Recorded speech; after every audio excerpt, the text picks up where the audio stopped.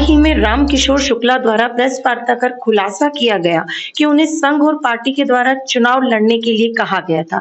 इसके बारे में ज्यादा जानकारी लेने के लिए हमारे साथ मौजूद है नरेंद्र सलूजा जी, जो भाजपा के प्रवक्ता हैं। सर, स्वागत है मृदुभाषी में। जी नमस्कार। रामकिशोर शुक्ला, जो कि पहले कांग्रेसी थे, फिर कैलाश विजयवर्गीय जी के कहने पर बीजेपी में आए, फिर कांग्रेस में गए और उन्होंने विधानसभा का चुनाव लड़ा।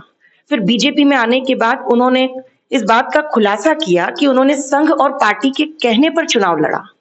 क्या कहेंगे आप?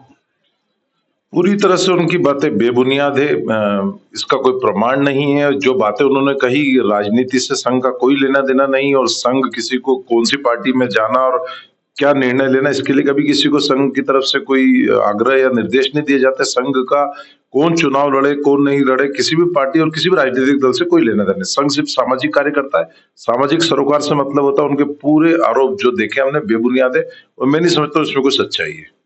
सलूजा जी, उन्होंने प्रेस वार्ता कर इस बात का खुलासा किया था कि हमें कहा गया है चुनाव लड़ने के लिए। ये सीधी सीधी सी बातें दिखाती है कि कहीं ना कहीं कैलाश विजयवर्गीय जी और उषा ठाकुर के बीच में कुछ इस तरीके की। देखिए, कोई भी व्यक्ति आज की लोकतंत्र में अभिव्यक्ति की आजादी, कोई भी कुछ भी कह सकता है। सिर्फ कहने से कुछ नहीं होगा। कोई बेटे यहाँ से अमेरिका के राष्ट्रपति के ऊपर भी आरोप लगा सकता है। यदि उस चीज के प्रमाण हो तो वो सामने लाना चाहिए। यदि उन्होंने कुछ कहा हो और उनको बस इस बात के प्रमाण है जो उन्होंने बातें कही, तो उनको सामने लाना चाहिए, तो जनता उस पर भरोसा करे। सिर्फ मौखिक रूप से आप यदि पार्टी में चुनाव हार जाते हैं, पार्टी में आते हैं और इस तरह की बातें क्यों कही आपने, किसके कहने पे कही, वो उसका कारण आप ही जानते होंगे।